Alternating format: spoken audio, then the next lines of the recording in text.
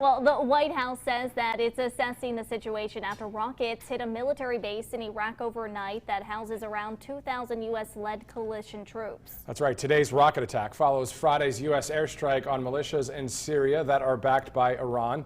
Skylar Henry has more from the White House.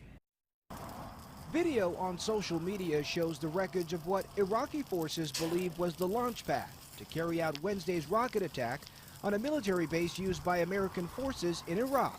Approximately 10 rockets were fired from points of origin east of the base. The attack on Al-Assad Air Base is the first since the U.S. struck Iran-backed militia targets in Syria last week. The White House says it's evaluating the situation.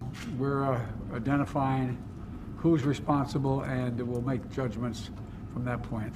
Wednesday's attack targeted the same base that Iran struck in January of last year, injuring dozens of U.S. servicemen in what was the largest ever ballistic missile attack against Americans. That attack was in retaliation for the U.S.-directed drone strike that killed Iranian General Qasem Soleimani. The Pentagon says the base's missile defensive systems engaged during the attack, and there are no reports of any injuries to U.S. service members. However, one American civilian contractor died of a heart attack.